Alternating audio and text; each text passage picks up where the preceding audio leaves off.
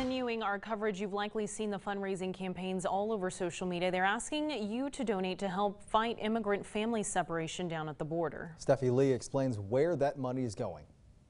Each day we have more and more donations from people all over the country. Jody Lazar spotted this tweet from a fellow lawyer in their network online. I don't speak Spanish, so I can't go to D.C. and protest, and I can't go down to McAllen and volunteer, so the best I can do is give money. Their network began matching donations to the Texas Civil Rights Project. So far, the organization's received more than $600,000 through social media campaigns. We're doing daily courthouse visits.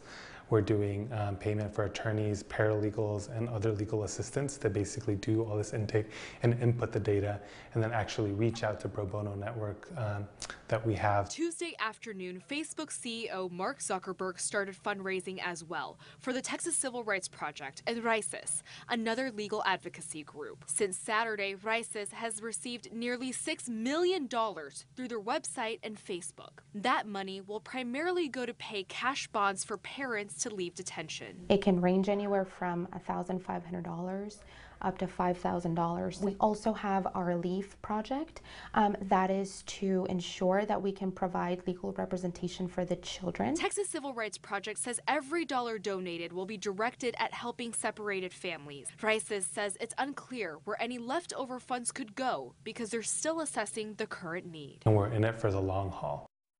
Now, RAICES says that bonds can be set very high for asylum seekers without criminal history. The organization says that bail bond companies often do not help people in immigration proceedings or impose strict requirements. Texas Senator John Cornyn did send out a letter marking June 19th. It's the day word of the Emancipation Proclamation reached Texas back in 1865. Now, in the letter, the Republican says he's co-sponsoring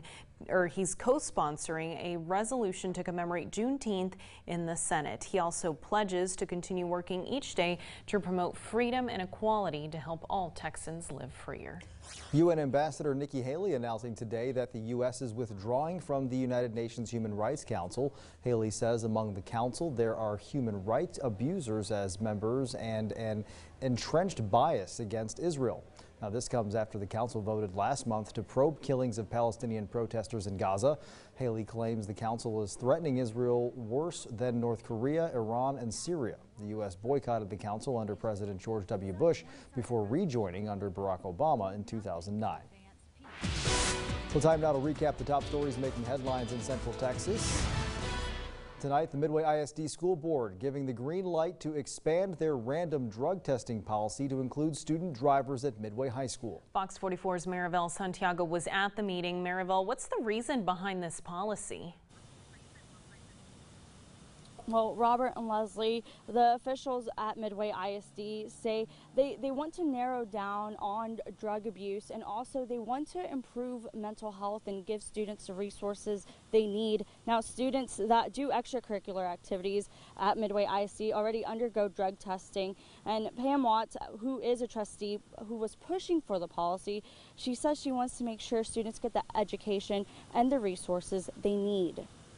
We've been drug testing for a number of years of the children involved in extracurricular activities, but the purpose of the change in policy was to cast a wider net and perhaps identify those students who are not involved in extracurricular. Now that this has been approved, now officials hope to implement the plan beginning fall 2018, the upcoming school year. Robert, Leslie, back to you. A group of party-throwing teens could be facing jail time in Killeen as some people are being accused of breaking into vacant houses to host parties and get-togethers. One homeowner says he's actually seen it happening and that he's planning to rely now on his security system to make sure no one trespasses onto his property. Oh, ain't nothing coming here. They got one time to come to my house. That's it. Killeen police say they haven't gotten any reports of the alleged party break-ins. Officers are encouraging neighbors, though, to speak up if they see anything suspicious. The Fox 44 weather forecast with Chief Meteorologist Mike LaPointe. All right, Mike, I thought it was funny because it started raining. I grabbed my umbrella, and I kid you not, there were cobwebs on it. I was like, I guess that's to show how long it's been. We heard some at dinner time. Yeah, some of that rainfall coming down, especially between 5:30 and 6 during our early newscast. It was coming down pretty hard. Take a look here, right here in the Woodway area, and you can see the rain puddling up there on the roadways. You know, we had just some little flooding here and there on the streets, nothing major. Exactly, but the ground is very, very dry, so it absorbs a lot of this out there. But it's nice to see a little rain. I mean, yeah. Absolutely. Get it on the car a little bit. I mean, I know the dogs enjoyed it, digging in the mud. Why not? We need to see a little bit more rain. We're still almost 9 inches, still below average for this time of the year and since the beginning of the year. So anything we'll get from the sky, we will take here in our area. The very latest on the radar shows the widely scattered rain showers moving through parts of the area. Again, no severe weather out there, but you notice just off to our west there in Gatesville, not too far away from in Coryell County, we are looking at a brief shower, maybe some isolated heavier pockets, but nothing major. And for the most part, there's that moisture source still coming up from the Gulf.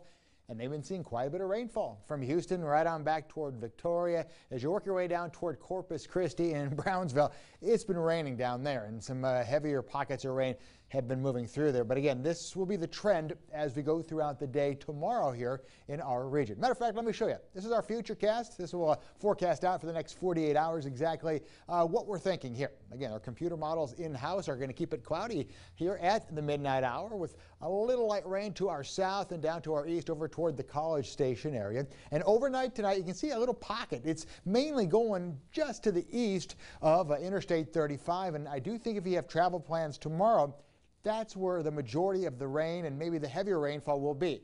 East of the Waco area, you notice a spotty shower here or there can't be ruled out. And again, as we start at 7 o'clock tomorrow morning, it gets widespread, but it looks like the heaviest over toward the Palestine area, over toward Mahia. Even in the afternoon, we've got that 40 to 50% chance of a scattered shower moving through.